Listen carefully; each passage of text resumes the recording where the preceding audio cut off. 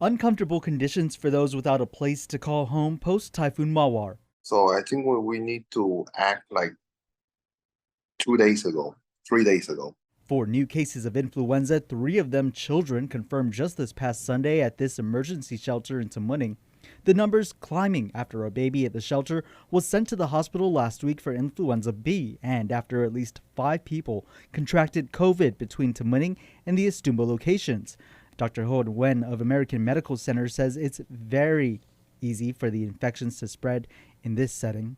So we still have so far a case of influenza in the shelter, and it's very hard, very hard to isolate the people who have influenza away from other people in the shelter, just because everything's so close. The Red Cross are doing their best in isolation, but it really need to have a better facility with more um, of airflow, and to kind of make sure that the air is not stagnant. As a frequent visitor of the shelters, he anticipates Gov Guam and the American Red Cross will relocate the shelterees this week. You can see on their face and their eye that they getting tired. The heat will get to you. Doesn't matter how strong you are and how patient you are. The heat will eventually get to you.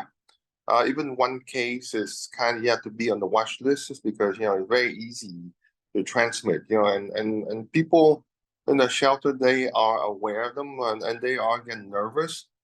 So it's very hard to isolate them. It's a very big challenge. Even you want to move them to kind of a separate area in the shelter. The people around that affect family are very much aware and get nervous about the infection. Aside from catching the virus, the doctor also shares worry that the shelterees will need help long after leaving. The shelter and everything will go away in about a few weeks, but the mental health part, because what happened to them will last for months and years, and that will affect them in the long run. So far, the biggest thing that we see besides the infectious is, do you have someone we can talk to? He adds during each visit, he can see the hopelessness and frustration growing at the shelter. Ultimately, he hopes local leaders act fast to get the people the help they need. I really ask the local government, the senator, the lieutenant governor, the governor, someone, the mayor, need to make it happen. It's not the Red Cross responsibility to transfer this patient somewhere where they will transfer in case of emergency or dying situation, but and the normal sick patient, it's not their responsibility to transport. This is our people, the local people, that need to step in and not say a responsibility that's not there. So we need help.